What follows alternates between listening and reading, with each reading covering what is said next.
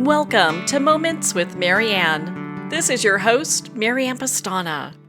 And we're here today with special guest, Michelle Cassandra Johnson, who's here to share with us her new book, Finding Refuge, Heart Work for Healing Collective Grief. So did you know that we hold grief in our bodies and collectively? Michelle teaches that in order to respond to grief that we experience as a collective, we need to be present to what is breaking our hearts. So, Michelle Cassandra Johnson is a social justice warrior, author, dismantling racism trainer, empath, yoga teacher and practitioner, and an intuitive healer. With over 20 years of experience leading dismantling racism work and working with clients as a licensed clinical social worker, she has a deep understanding of how trauma impacts the body, mind, spirit, and heart. She has led dismantling racism trainings with large corporations, small nonprofits, and community groups, including Duke University, Google, This Is America Life, and many more. So let's welcome to the show, Michelle Cassandra Johnson. Thank you so much for having me.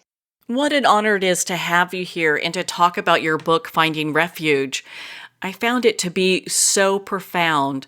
Why did you decide that now was the time to write this book? Yes, I love this question because the idea for Finding Refuge, Heart Work for Healing Collective Grief came to me, it was in late 2019, and then I started to write a book proposal and ended up working with Shambhala Publications to publish this.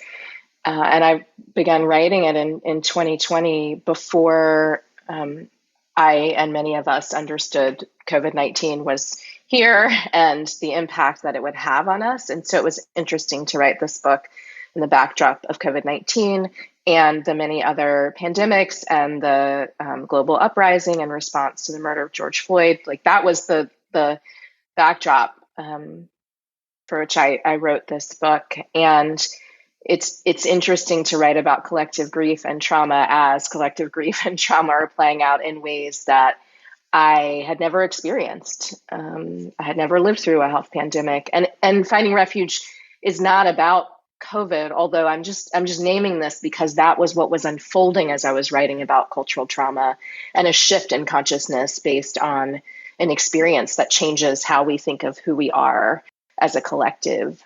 The other reason why I would say I wrote this book is the first chapter is about my mother, and she was sick in 2019 and 2020. She almost died.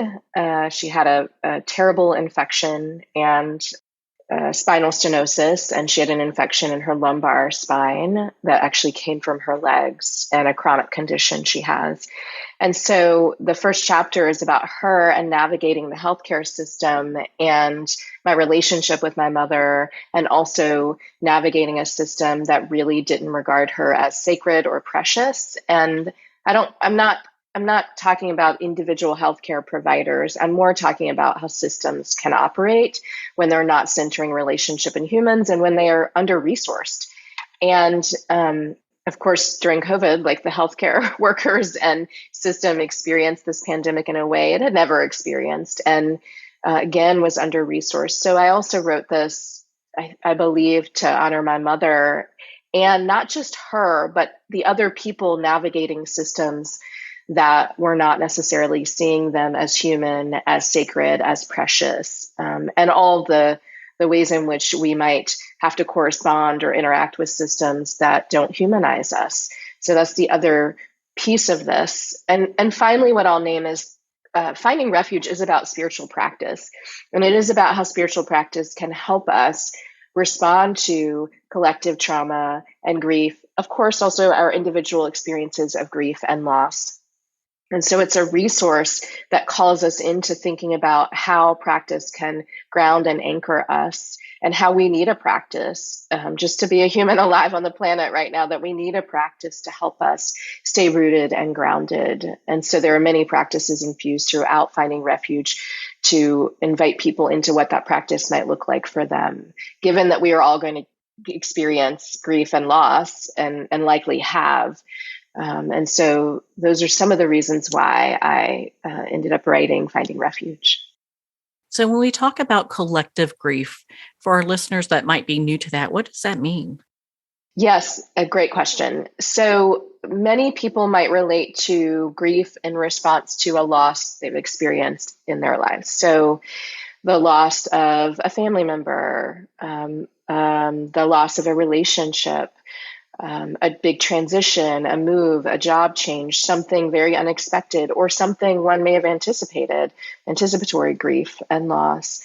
And so often people can access this concept of collective grief through their understanding of individual loss and their experience of making space to grieve or not grieve, because Finding Refuge also speaks to what gets in the way of us grieving and how, in fact, many institutions have made it difficult for us to acknowledge our grief. And some of this is based on there's a time limit, right? We get 3 to 5 days to grieve in response to a loss, when we understand it actually takes much longer and grief is ongoing and our relationship to loss is ongoing. So that's the first piece for people to think about, the losses they've experienced, and then to think about collectively, what are we losing? Often people move through and they have experiences and they feel like they're the only one having that experience. And in fact, usually that's not true, that we're not experiencing grief and loss in isolation. And I sat in meditation and contemplation about Finding Refuge and this idea of collective grief, because I thought about the programs and therapies and different modalities that are available to some of us, right? It depends on our resources, but available to us to move through individual grief, that actually don't acknowledge how systems create grief for us, right? Or the shared experience of grief and loss that we have. Of course, now we have experienced a global pandemic, and so people actually have another access point for collective grief. We all went through something that was unexpected, that created a level of uncertainty that I would imagine many of us had never experienced before. There was a shock to the system, the nervous system, and every other part of the system, and not just for me, Michelle, but for us all. And this changed how we think of who we are. COVID-19 changed how we related. It interrupted things. And it also invited us, I feel, in so many ways, to ask ourselves how we want to be in relationship with one another and this precious planet we get to inhabit. And so collective grief and collective trauma really speak to that interruption, that shock to the nervous system on a collective scale, right? So everyone in your family, everyone in your neighborhood, everyone in your community, everyone in your state, we all experienced a great amount of loss in response to COVID-19. And there are many other ways we've experienced loss, and some of this depends on our identities and the systems we're responding to, systems of oppression we're responding to. But I find that people can relate to this because now we've had this experience where 4.5 billion people have died, right? Like it's across the globe. And so never had I experienced anything like that before. And it calls us into this. For me, I feel like there's a moment for us to pause and think about, how do we recover? And how do we come into space together with one another to acknowledge what we've moved through? And how do we mourn and grieve? And of course, this also feels connected to the ways in which people were not able to grieve in response to losing loved ones, right? Like I'm almost 48. I had never experienced people transitioning, passing away in the hospital, and like saying goodbye on through FaceTime, right? Or not being able to move through rituals like a funeral in person, but doing it on Zoom. These are things I just never thought I would experience in my life. And yet many of us have moved through these experiences. So I would invite people to think about their own individual experiences of grief and loss, to scale that to the collective. And then we have this experience we've all moved through that points to the collective losses we've experienced and what we might need to do to heal. And, when I say heal, I mean acknowledge what has happened. And so that's a little bit about collective grief and cultural trauma, which is, when we move through an experience and it changes our consciousness such that we have to reconfigure who we are. It seems that we're going through many experiences of collective grief. I mean, we have Of course, there was the pandemic. We have people dying of opioid overdoses Mhm. in alarming numbers. There are more suicides happening than there ever have been. And so there are all these different forms that we are really being, like we're just being faced with. We can't not look at them anymore, not look at what's happening to us collectively.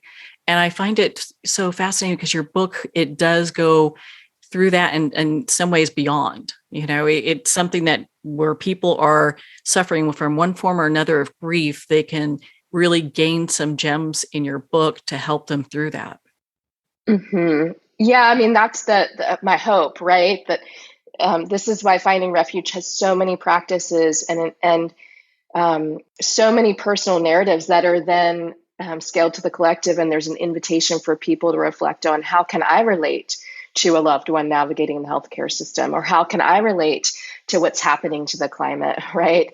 And the ways in which relationships are fractured, or how can I relate to losing a friend, which there's a chapter about my friend Eric in Finding Refuge, but really it's about being an empath and having an enlarged heart and what it means to elevate our consciousness and connect to our hearts such that we can show up in a different way for one another. So I appreciate what you said about the beyond piece of that. There's this deep acknowledgement of grief and all of the ways we're experiencing it that you just named, right? And then there's, okay, here are some practices. If we're going to be moving through this human experience in this way, as I named before, we need practices. What do these look like? And we need to be conscious of our hearts, right? We need to be connected to them, which is part of the reason the subtitle is heart work, right? This is heart work. It is challenging work. It's difficult. It's also heart work.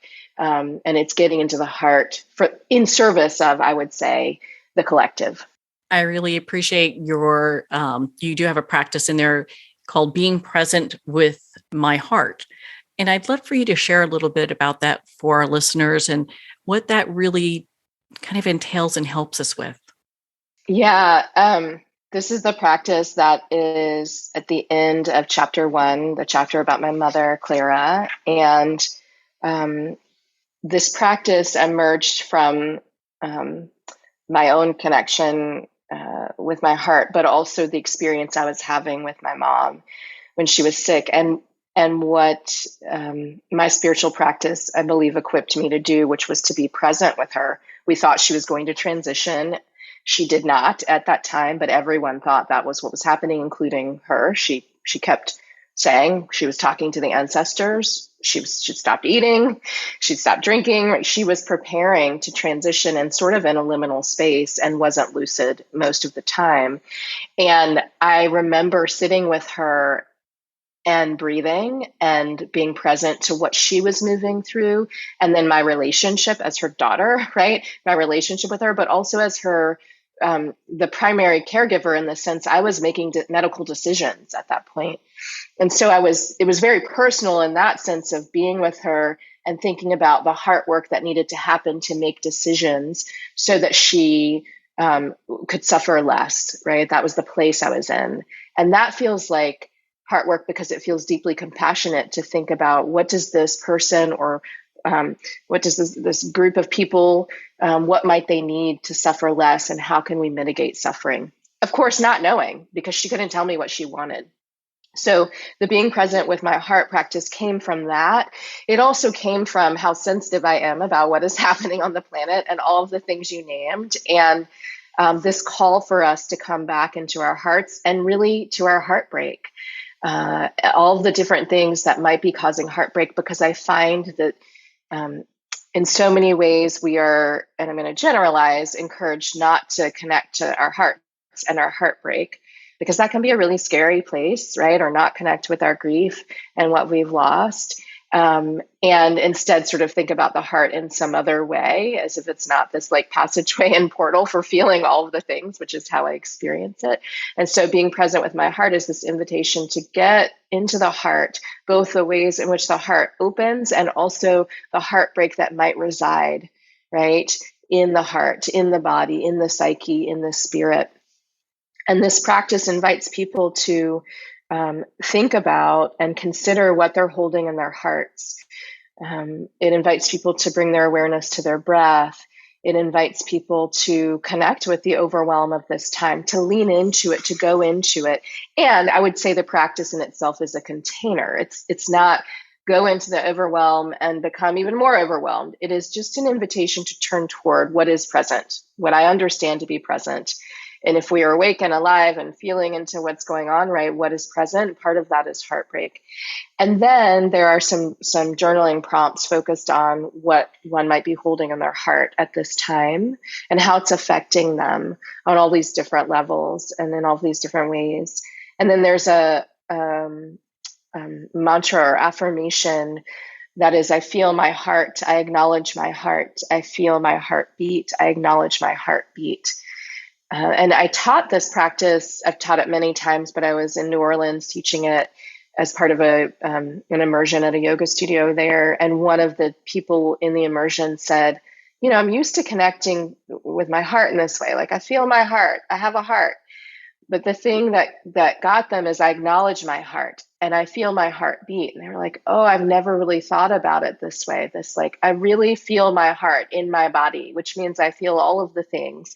And I feel my heart beat, right? The pulse, this awareness that I'm alive, right? The wakefulness to our aliveness. And it really struck me when they talked about it. So there's a mantra, and mantras and affirmations can be very grounding for people. Like, oh, I have a heart. I feel my heart. I'm here present with my heart. I feel my heartbeat. I'm presencing myself to my heartbeat. I'm presencing myself to all that is moving through my heart at this time. So that's a little bit about the practice. Well, I was really touched. There's a sentence in your book that I think, if we come from this perspective, would help so much. But you talk about how your spiritual practice allow you to sit with your heartbreak and open heart enough where you can hold on to your mother, but not need her to stay in the physical body. Mm-hmm. Yeah, this is so. Our conversation is quite timely because about a month ago, my mother went back into the hospital, and she's been in twice in the last month. She's at home now. But of course, Finding Refuge and all of the practices have been very present with me and coming back to me. And everything I wrote in chapter 1 about my mom is coming back to me. And I just, what you named about our capacity, right? How we build capacity through practice and a connection with the heart.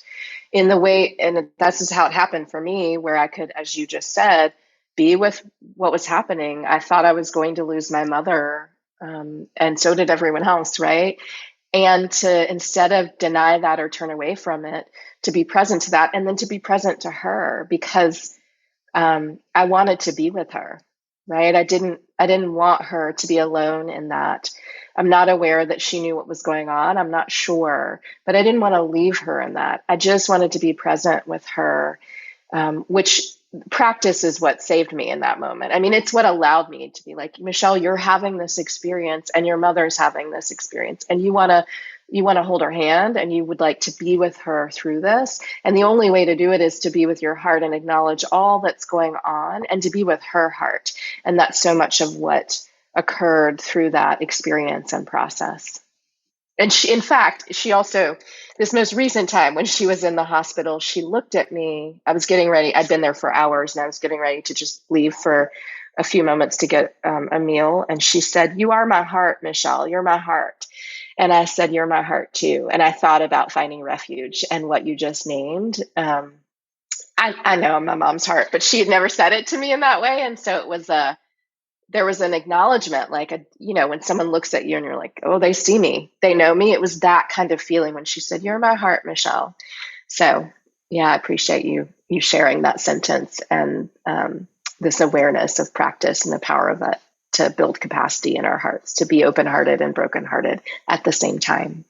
Well, I'm so sorry to hear that your mom has been going through that, and I'm glad to hear that she's back home.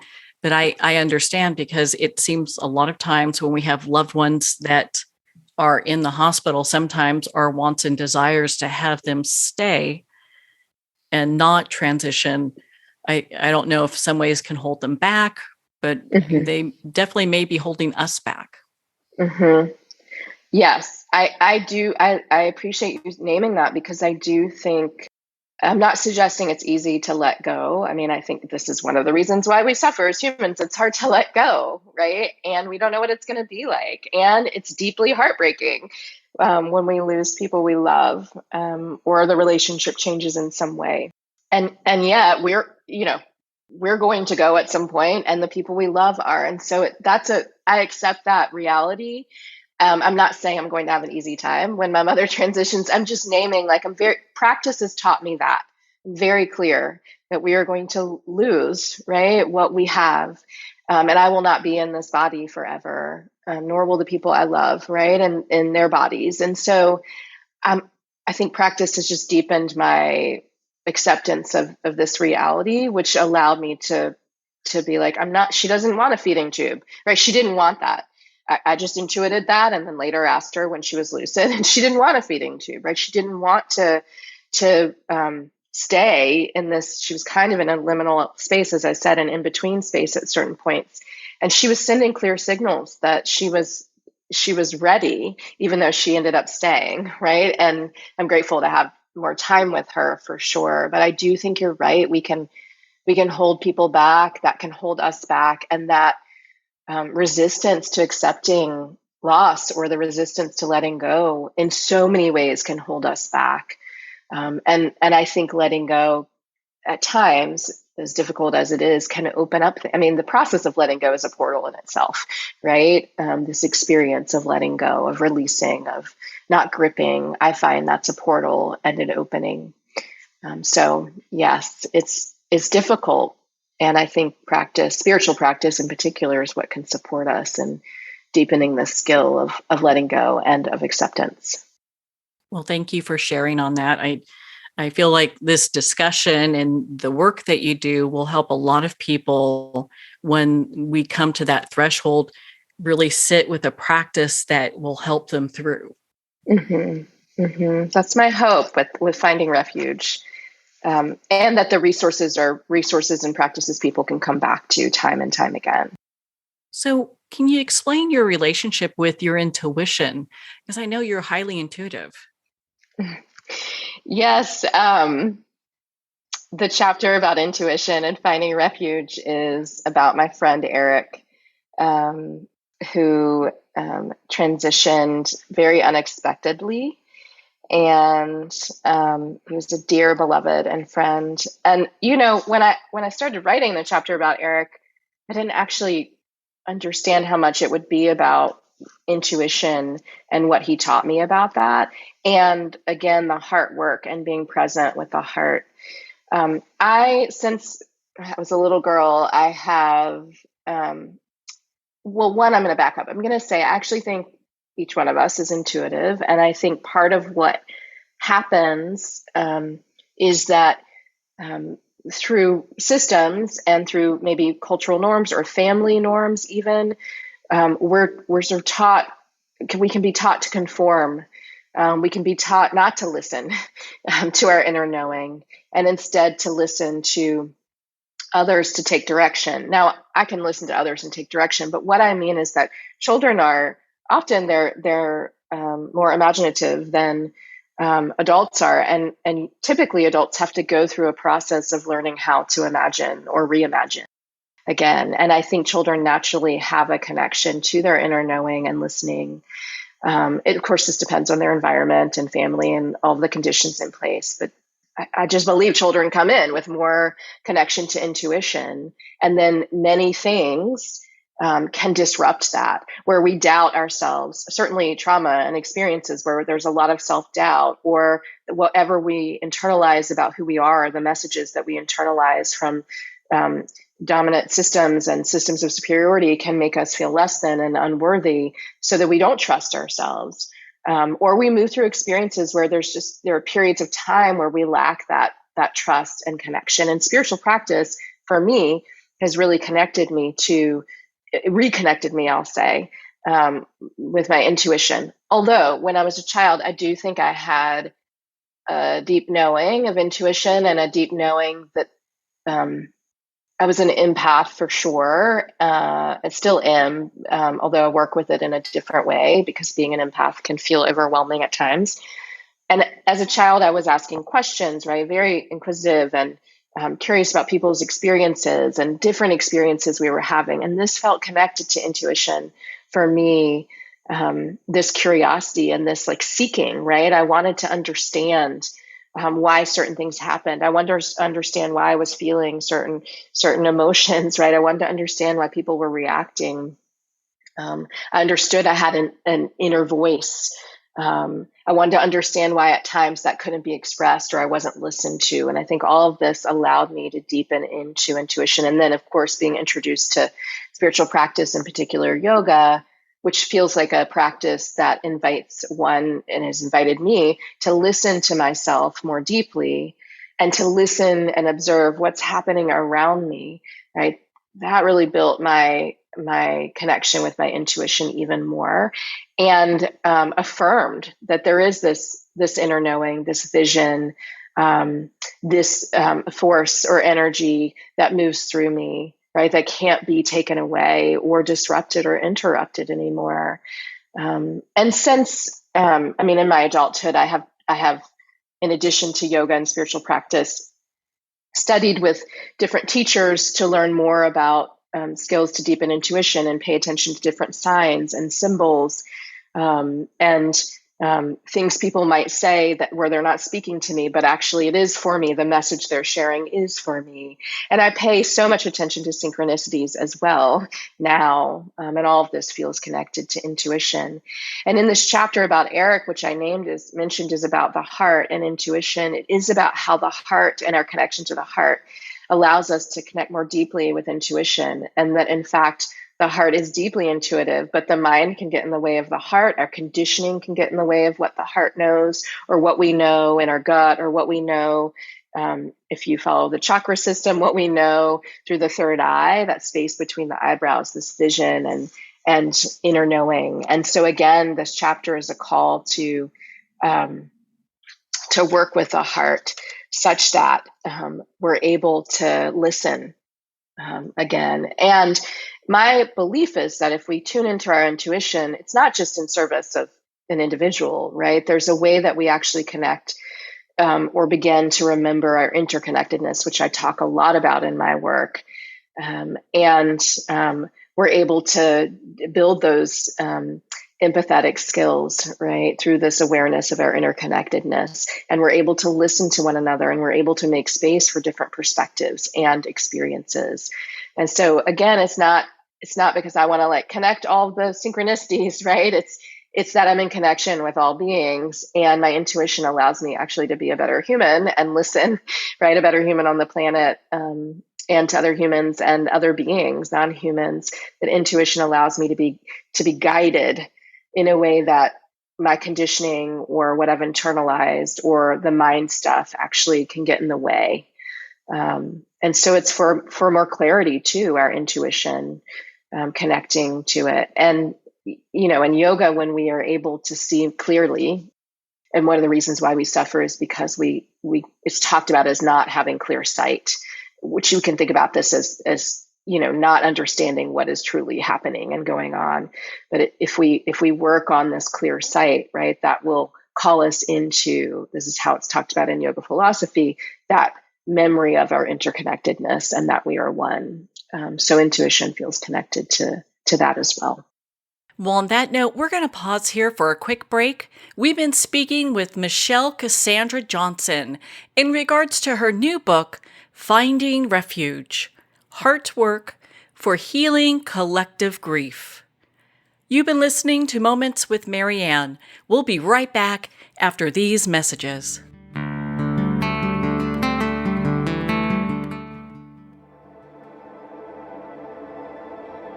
In your hands lie ancestral patterns. These patterns shape how you think, what you struggle with, and experiences you love, your life pattern. We're going into the latest neuroscience of biological hand analysis, a realm beyond palmistry where science and the soul entwine. Hand analysis is the latest method to transform lifelong patterns.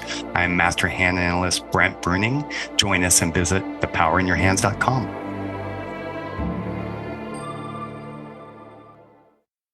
Looking for a page turner? Cozy up to a fantasy adventure romance trilogy with The Girl in the Toile Wallpaper by Mary Kay Savarese. The second novel in the Star Writers trilogy, The Star Writers Club, is coming soon. Take the journey. Connect with Mary at www.maryksavarese.com. Her books are available on Amazon, Barnes & Noble, and all indie bookstores.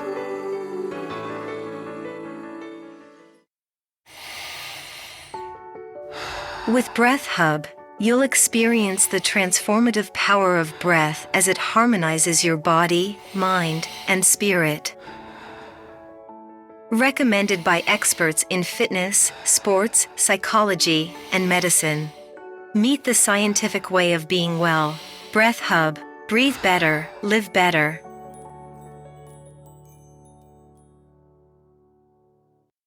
The book Terminal Cancer is a Misdiagnosis, authored by Danny Carroll, is on sale at Amazon now. Licensed psychologist and psychotherapist Tessa Antia-John-Guerra commented, "This is one of the most empowering books on the topic of cancer you will ever read." Award-winning author T.L. Needham commented, "This recommended book can be understood by anyone seeking answers, hope, and alternatives to a terminal diagnosis. Buy it now on Amazon.com. Pandemonium. Fast forward 20 years. A U.S. president seizes control of all U.S. missiles, the power grid, the banking system, and every computer in America as he hides in an underground bunker. Pandemonium, a captivating sci-fi thriller where a hidden war, psychics, aliens, artificial intelligence, and transcendental love collide with the latest media technology. Pandemonium, live to all devices. Get your copy on paperback or digital. Free sample at getpsychic.org.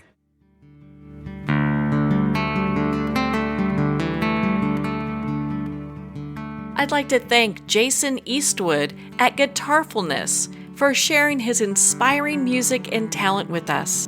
His music is known worldwide for cultivating atmospheres of harmony, inner peace, and clarity.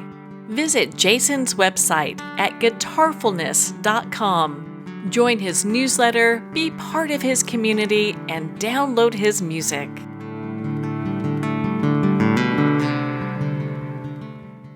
Welcome back to Moments with Marianne. We're here today with our special guest, Michelle Cassandra Johnson, who's here sharing with us her new book, Finding Refuge, Heart Work for Healing Collective Grief. In your book, you talk about having a spiritual practice, whether it be movement, meditation, prayer, but it's a withdrawing of the senses to go inward and remember our connection to spirit. What a powerful and profound way to step into our own everyday and to have that deep connection. Mm-hmm. Yes, and through that, right, if I'm able to, and many spiritual practices talk about this turning inward, right, and this coming back to oneself, coming home to oneself. So many people talk about this and write about this and work with this. And it's not to isolate, it's more to go back in. I mean, the world is noisy. Let's just be clear, like the world is noisy in all the ways. So to go back in, to have a practice that allows us to come back to the truth of who we are. And in the way you just shared, to connect with spirit, which means that we are then connecting. Sometimes I talk about it as spirit, sometimes as divinity, to the divinity within self, right? How sacred we are, but also the divinity held within every being and all that has been, is now, and will be. That's the benefit of turning inward, of going inside, of getting quiet, of listening, right? Of remembering we come from spirit source, however people want to think about that which is bigger than them, and that which is connected to all beings. So practice has certainly done this for me. It's one of the greatest gifts of the practice is to remember the expanse of who I am, as I remember I am connected to spirit. In your book, you share about moving into wholeness, and I'd love for you to share with our listeners what that is. I'm just laughing because I'm chuckling a little because that people can read the book, but that chapter, there was so much going on in my life. I'll say that. It's chapter 3 in the book, and there was so much happening. So much grief and loss and change and transition, almost just too much at the same time, like too much for my body, it felt like. And the chapter became about wholeness because so much I felt fractured in many ways because of the disruptions that were occurring in my life at the time, and had to really contemplate, what does it mean to come back to myself, right? What does it mean to honor my wholeness when I am moving through a system, an organization at the time that is not actually holding that for me? What does it mean to reclaim wholeness? So that's the essence of this chapter, the theme in the chapter, and how that reclamation of wholeness, how I was clear I had to do that for myself and through practice, that wasn't going to happen in the environment I was in.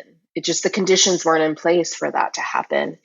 And so when I think about coming back into wholeness, and I talk about this so much in my work, I think a lot about, as I've named,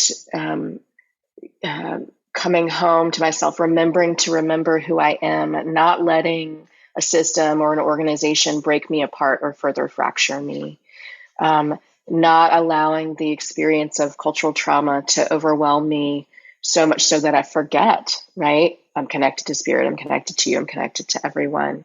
And this chapter about wholeness, because in it I talk about my father transitioning, which he did in July of 2017. And it's sort of the basis for this chapter, because I was faced with like grieving, and I was living in a new place, and I'd moved all the way across the country, and I was getting divorced, and I was doing I closed a private practice, a social work practice. And I was doing all of these things, and then moved, and that happened. My father transitions, which I just wasn't expecting at the time.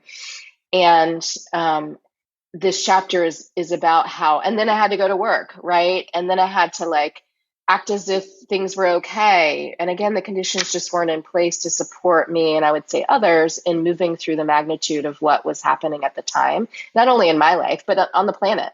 At the same time, when I moved across the country, I moved to Portland, Oregon for that year.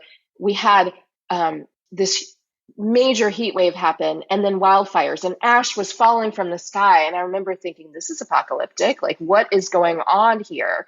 Right. And so there was the global, like this, what's happening in our world, and yes, what's happening in my life. And what does it mean to come back to who I am? And ultimately, for me at that time, it meant moving back to North Carolina. It meant moving through that reclamation process, around, okay, I'm going to come back to myself, and I'm going to think about what collective care might look like, and what care for myself might look like at this time. And I also feel like coming back into wholeness, I don't think we're broken. I don't really talk about people that way, although I do think systems try to break us, and cultural conditioning tries to break us, and the ways in which we're asked to go along to get along and uphold systems that cause harm. These things break us, right? They are part of what fractures us. And so through coming back into wholeness, there has to be an acknowledgement of how these different systems try to break us. And then a question around, what do we want to do in response to that? And that might be that process of reclamation, or sovereignty, right? Or connection, or engaging in a practice to come back into wholeness. And at the end of this chapter, there is a mantra offered, which is, I am whole, I am healing, we are whole, we are healing. And it's an acknowledgement that while I was moving through all of those things individually, so many things were happening for so many people, right? So we're in connection. And while at times we may feel like we're broken, even though that's not how I regard people, that we are in a process of healing, that we are in fact whole. And it's, as I mentioned at the beginning of my response to this question, that it's really this practice of remembering we are whole, and engaging in a healing process, right, to help us remember our wholeness. I think that's so empowering. I think a lot of times when people go through just extreme stages of grief, and there's so much that happens at once, and it seems to happen that way, that they can feel really alone. And a lot of times maybe they feel like, even God's not listening to me, or this, or spirit, or universe, whatever they want to, however they want to do it, but they feel alone. And I think, I wonder, I think I'm curious if it's human to be like, I'm alone in this. And I also think there are systems that make us feel alone or that isolate us, right? That I think both are happening for people. And sometimes people are alone in the sense that they don't have a network or resources, right? Or people to show up and support them as they're moving through. So that feels true as well. And what I know from having been a therapist for a long time is that we're actually never alone. And the amount of times clients would come in and say, I feel like I'm the only one. And I'm like, nope, I've seen 4 other people today who said the same thing about feeling unworthy, right? It's that we're not alone, right? Or I've seen 3 other people who are moving through grief that is similar. It's complex, but it's similar in nature to how you're feeling.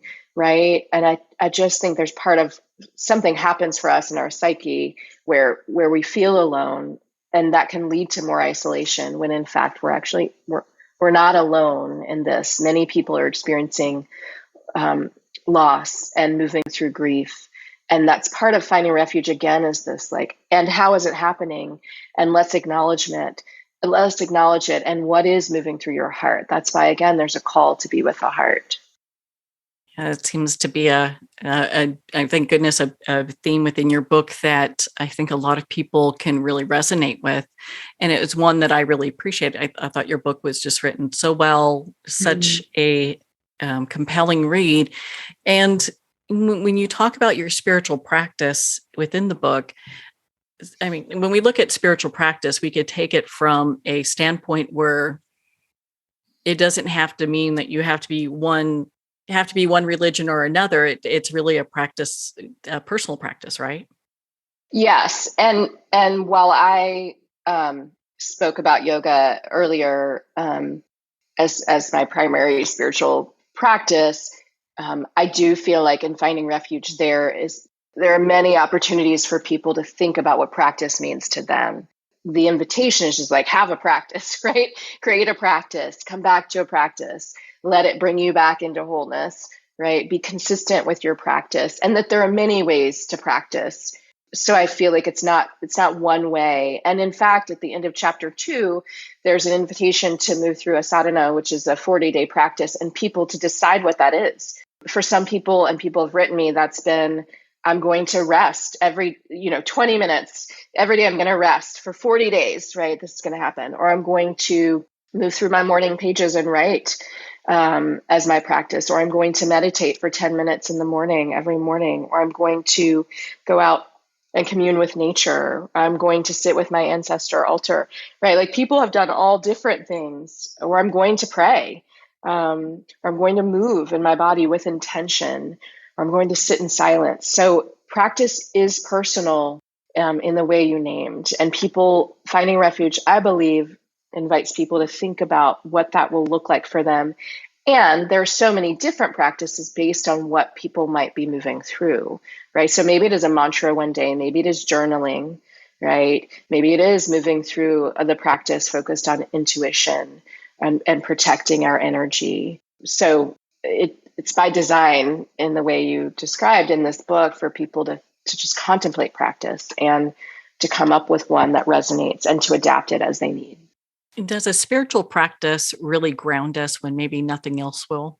Yes. I talk about it in this way all the time, that spiritual practice holds that which I do not believe I can, right? Like that it's this vast container. And I don't even know if it can be contained in my experience, right? It's so expansive. And in yoga, and actually many traditions, there is what is called a niyama. In yoga, there are 8 limbs. There's an 8-limb path. There are other lineages and paths of yoga, but an 8-limb path is the path that I studied. And one of the limbs is the niyamas, and the niyamas are more about how we observances for self. And the 5th one is Ishvara Pranadhana, and Ishvara Pranadhana is surrender to spirit. or however people think of it. And often I think about spiritual practice as this. And Ishvara is what you pray to, what you make offerings to. It can be there's a tulip poplar right outside of my house. It could be that tree, right? It could be a river. It could be a specific deity or God that you work with. It could be a plant, right? Your Ishvara. But this particular niyama is surrender, right? Lay at the feet of, offer. And there's an acknowledgement in Ishvara Pranadhana, in my experience, of there's something bigger than you that you surrender to or you release to. And I think about practice this way. That's why I said it can hold that, which I do not believe I can, because it's bigger than me. Practice is bigger than me. And I would say it's wiser. And for me, I say this because it's connected to spirit for me. This may not be true for everyone. And so for me, because it's connected to spirit, it's just wiser. It knows more, right? It understands uncertainty in the things I cannot see, the things I do not yet know and may never know. And I love this about practice, the expansive nature of it, because the human body is not as expansive as practice, and practice is connected to spirit, right? But these things are much bigger than us. So it feels like a relief at times for me to think about practice as bigger than me, right? A place I can go to, a place that calls me back to myself. In your book, you talk about really connecting with the ancestors, and I'd love for you to share about that with us. Because I think for some people, they're not even sure how to start doing that, or maybe they don't know who their ancestors are. Yes. This chapter is about my grandmother, Dorothy, who I talk about a lot, and she has inspired so many things. She transitioned in 2017 as well. And I happened to be with her in this very auspicious way, be with her, didn't expect to be with her. And this chapter, as you named, is about both what we're being called into and being of service. And it is also about a connection with ancestors, which I understand. Working with ancestors can be challenging, difficult, confusing, liberating, all of the different experiences. And that at times, as you said, people don't know their ancestors. And what I'll say about my own ancestry is that I don't know much about it. I know a little about my lineage, but I can only trace back so far. And something I've learned about ancestry is that, one, when we want to begin to work with ancestors, we can think about ancestors broadly. We can think about ancestors in our blood lineage. We can think beyond our blood lineage. We can think about teachers we've had, teachings, art, poetry, music, the natural world, experiences, right? There are these people who've inspired us, or beings who've inspired us, who are not connected in or part of our bloodline. So I would encourage people to think about ancestry broadly. That's the first thing. The other thing is that when we want to work with ancestors or build a relationship with ancestors, I do not believe we have to know all of the ancestors. And I do believe that we want to call in the healthy and well ancestors. And people have different ways of talking about this. The way I learned is to call in the healthy and well ancestors, because we want the ancestors who are ready to support us in our own healing. And as we do our healing work, I do believe we can offer support to those ancestors who may not be healthy and well, or sort of on that journey of health and wellness. So often I call in the healthy and well ancestors. Known to me and unknown is so often what I say. I also feel like there are two other pieces about ancestors that I'll share. Time and time again, I'm reminded that ancestors who are healthy and well want to support me. This is my grandmother, Dorothy, who wants to support me, but there are many other ancestors who are healthy and well that show up. And the way I know this is because I believe I am held. I have more evidence that I'm held than not.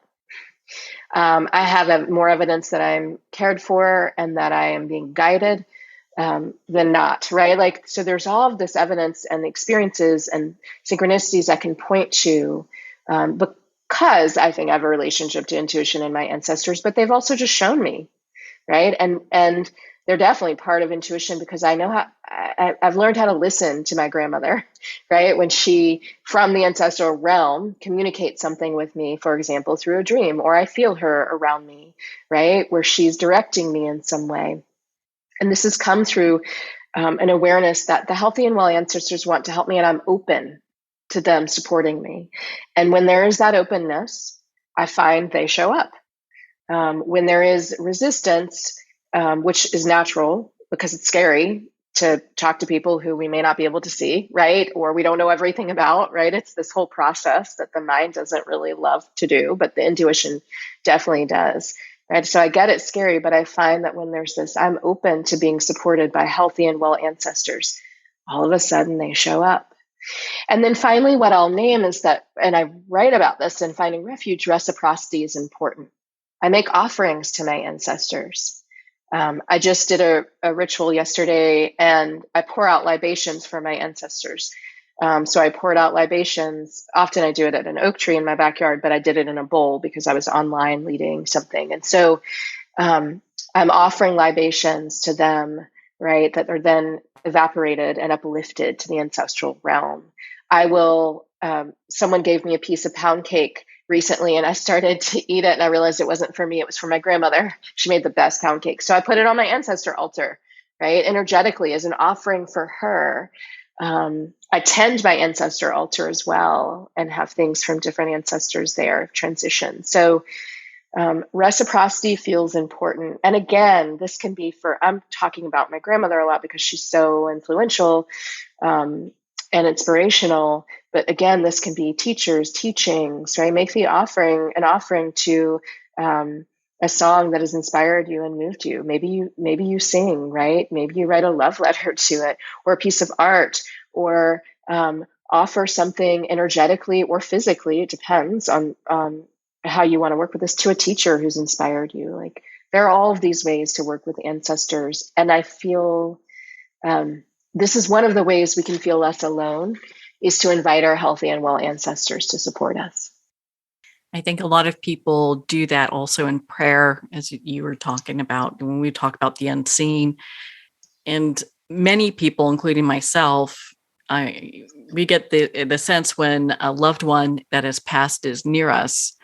And that's something that's becoming more of a common practice of people feeling that.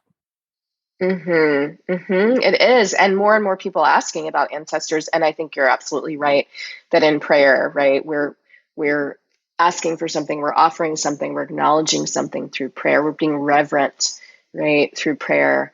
And that's an opening, right, for our healthy and well guides and ancestors to remind us they are present with us, because I actually believe they are present most of the time. And we have some agency around, how we work with them and how we invite them in. I really love the chapter that talked about your adventure with bees. And what were some of the maybe like a lesson that really has stuck with you about your adventure with bees? Oh, how I love the honeybees. I was just out feeding them before our conversation because it's a dearth time, meaning there isn't as much blooming that has nectar. August is a dearth in North Carolina, and so I'm feeding them so they can prepare to have enough food throughout the winter. And chapter 6 is all about the honeybees and the hive mind. And the lesson I will share is that I have learned more about what it means to be in community with one another and all beings from watching the honeybees. And I have learned about the hive mind and the reality that bees do not think of themselves as individual bees, but instead an extension of the hive, from watching how they relate to one another, how they move together, the vibration, the sound, and how that changes in their hive, how they care for the hive, how they birth, right? How they prepare a cell of honeycomb for the queen to lay the egg, and then how the nurse bees keep the baby bees, which are the brood, warm until they hatch. And of course, I've seen a a baby bee hatch, come out of their cell and clean their cell. And then all of a sudden they become a nurse bee. So they continue this pattern of care. So the lesson I've learned is about community and what it means to understand we are an extension of each other and that which is bigger than us. Bees, of course, are a superorganism. Ants are a superorganism in the same way, right? So it's not an individual experience they're having. Everything is in service of the hive. And this is the I think biggest lesson I've learned. And of course, in this chapter, I also talk about grief and loss because it is about losing a hive and at the same time, another hive thriving and the hive I lost, leaving an entire box of honey for us that we had to process. So it's also about this other lesson, the sweetness that can coexist alongside the grief or loss or darkness we might, however people want to frame that. I have learned so much from the honeybees and of course about honeybees and had many adventures with the honeybees. Chapter 6 in Finding Refuge is all about them. And there are two lessons I'll share. And one is about the hive mind and what I've learned about community from watching them and just being in relationship with them in a different way because I have hives on my land. Bees are superorganisms, so they do not think of themselves as individuals, a single bee. The bees think about themselves as an extension of the hive. And I think this is beautiful. And there's something in this idea of being a superorganism and the practice of not seeing oneself as separate that we could learn from as humans, right? And it feels connected to our place in the ecosystem, our relationship to all beings, our relationship to the honeybees, and the fact that we rely on them for fresh food and many other things, I will say, tangible and sort of energetic as well. And, I've learned about community from being in their hives, from watching them, from listening to their hum, which if folks listening are not allergic to bees and have had an opportunity or have an opportunity to listen to the hum sitting next to it or putting your ear up to the hive, there's nothing else like it. The vibration, right? The aliveness of a hive. And so chapter 6 is hive mind, and it is an invitation for us and for readers to think about what does it mean to be part of a hive and to hold that collective consciousness, right? And to do everything in service of the hive, right? The collective in this case. So that's one lesson. And the other lesson, there are many, but I'll speak to. I wrote about losing a hive and over winter time, and then a hive thriving. I had two hives at the time. I lost one, and then the other one swarmed. And this juxtaposition of like, oh, there's death and transition happening, and then this other hive like built comb all over the top of their box where I'd had food for them, and they had eaten that, and they'd started to build because they needed more space. And it was really interesting to be with that contrast of life, right, and growth and expansion and death. And the other piece of this is that the hive who transitioned, they left us a box of honey that we had to process, and we didn't have any things to process it with because we weren't planning on taking honey or harvesting it. And we ended up, in the wake of my seeing this hive no longer alive in the same way, having to work with their medicine, right? Their gift, their honey. And the lesson I learned from that feels connected to the contrast of death and expansion, in that this lesson was about how sweetness can coexist and be alongside loss and death and transition. And how often, if I think about my own life, I've been moving through a process of grief and loss and responding to it, and also sweetness has been present either through the experience of grief and loss or just alongside it. And so there is more. I could talk about the honeybees all day. And those are two lessons I'll uplift: the hive mind and the multiple experiences we can have, and the sweetness and the loss at the same time. Well, I just loved that chapter. There was so much to it. And your book just has so many gems of information for people. Michelle, where can our listeners connect with you and be part of your community and learn more about your work? Yeah, thank you. And thanks for having me on the show. People can find me in many ways, but my website is the best way, michellecjohnson.com. It's updated all the time with different events, retreats, immersions, online and in-person offerings. And people can subscribe to my newsletter. That is a bi-monthly newsletter, which includes my events, but also musings and what's moving through for me and what's on my mind and in my heart. And I'm also on social media at Skill in Action on Instagram is a good way to see what I'm up to and what I'm photographing and what I'm thinking about. So those are two ways that people can stay in community with me. Yeah. Well, Michelle, thank you so much for taking the time to be on the show with us here today. Thank you so much. It's been an honor to be here. Well, thank you, Michelle. It has been such an honor to have you here and to talk about your new book, Finding Refuge, Heart Work for Healing Collective Grief. Finding Refuge is available at Amazon, Barnes & Noble, and all indie retailers. And remember, support our indie bookstores. If you don't see the book on the shelf, just ask for them to order it. You can also purchase this book directly from the publisher, Shambhala, at shambhala.com. Make sure to visit Michelle's website at michellecjohnson.com. She has several amazing workshops coming up, so make sure to sign up for her newsletter and be part of her community.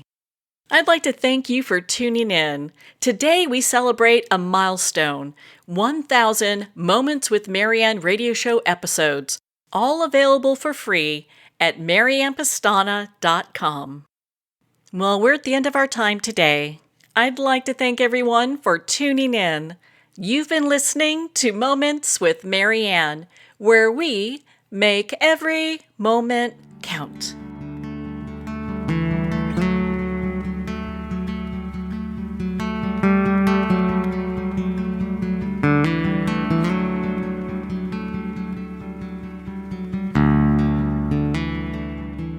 In a single moment, your life can change. Moments with Marianne is a transformative hour that covers an endless array of topics with the best of the best. Her guests are leaders in their fields, ranging from inspirational authors, top industry leaders, and business and spiritual entrepreneurs. Each guest is gifted and a true visionary, a recognized leader in her own work, and while teaching others to develop, refocus, and grow, Marianne will bring the best guest and sometimes a special surprise. Don't miss this. You never know just which moment will change your life forever.